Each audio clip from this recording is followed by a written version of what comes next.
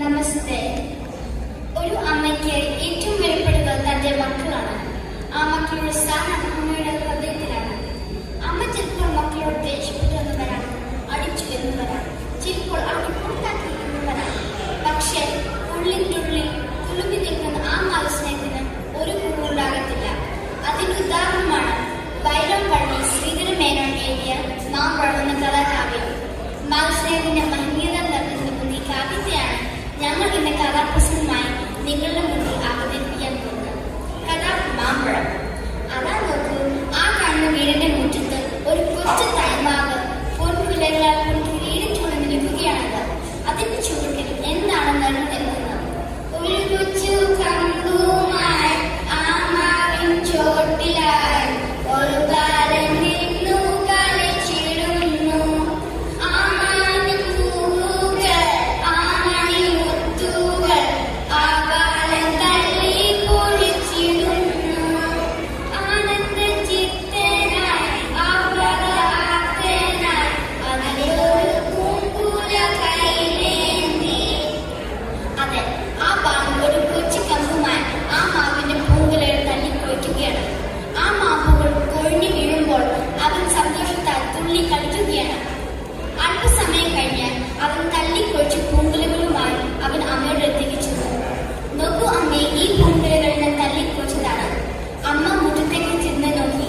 മഞ്ഞപ്പട്ടിൽ വെച്ചതുപോലെ ആ മാവുകൾ മുറ്റത്താകെ ചിതറി വെക്കുകയായിരുന്നു. ചൊടിച്ചു കളവപ്പോൾ ഉണ്ണികൾ വിരിഞ്ഞപ്പോൾ ഓടിച്ചു കളഞ്ഞല്ലോ കുസൃതി കുരുന്നെനി. പാങ്കണി വീഴുന്നേരം ഓടിച്ചെന്നെടുക്കേണ്ടോ പൂങ്കുല തല്ലുന്നത് തല്ലുകൊള്ളാഞ്ഞിട്ടല്ലേ. കാറ്റത്തിന് ഏറ്റത്ത് വീഴുന്ന മാമ്പഴം വെകുണ്ടെങ്കിൽ ഈ മാമ്പുകൾ തന്നെ തല്ലിക്കൊഴിച്ചത് തല്ലിക്കൊള്ളാഞ്ഞിട്ടല്ലേ. അമ്മ ദേശത്തോടെ ഒരു കമ്പൊടിച്ച് അവിടെ ചെറുകാരം തള്ളി. ആകാശത്ത് പൂത്തൊഴിഞ്ഞു നിൽക്കുന്ന നക്ഷത്രങ്ങളെ പോലും തല്ലിക്കൊഴിക്കുവാൻ വെമ്പുന്ന ഈ പ്രായത്തിൽ ആ മാമ്പുകൾ തല്ലിക്കൊഴിച്ചത് അത്ര വലിയ അപരാധമൊന്നുമല്ല എന്നമ്മ അപ്പോൾ ഓർത്തില്ല. അമ്മയുടെ ദേഷ്യം ആദ്യമായി കാണുകയാണ് അവൻ. അമ്മയുടെ തല്ല് ആദ്യമായി കൊള്ളുകയാണ് അവൻ.